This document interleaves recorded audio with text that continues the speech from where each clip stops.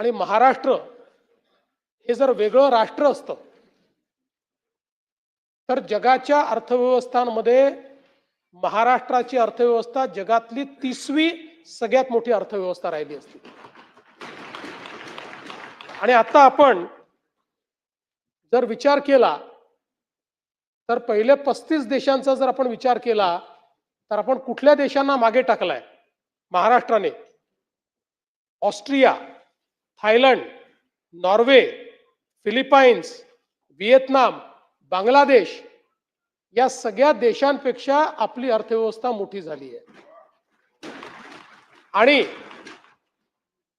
जर आपण आपला ग्रोथ रेट सस्टेन करू शकलो तर पुढच्या 2 ते 3 वर्षात यूएई आणि सिंगापूर या देशांच्या अर्थव्यवस्थेला देखील आपण मागे टाकू, आपला विस्तार त्यांच्यापेक्षा देखील मोठा होईल। आपण या ठिकाणी जर बघितलं तर आपली ग्रोथ कशी आहे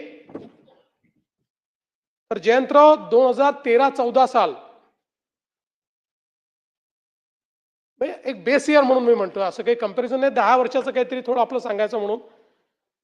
तर 13-14 साली एकूण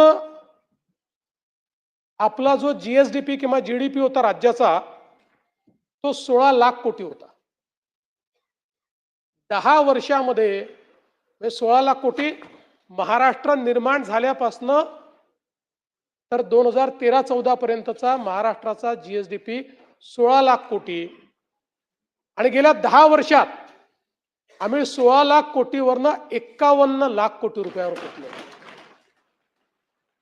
प्रभूसाहेब 3 पटींपेक्षा जास्त ही आपल्या अर्थव्यवस्थेचा विस्तार हा या ठिकाणी झालेला आपल्याला पाहायला मिळतोय। आणि सरत्या वर्षामध्ये देशाच्या जीडीपी पेक्षा आपला जीडीपी ग्रोथ हा जास्त आहे। आपण 7.9% या दराने विकसित झालो आहोत। हा स्थिर किमतीवर आहे आणि चालू किमतीचा विचार आपण केला तर 10.4% या दराने महाराष्ट्राचा विकास दर आपल्याला त्या ठिकाणी पाहायला मिळतो। आणि मग साधारणपणे राज्याचं दरडोई उत्पन्न देखील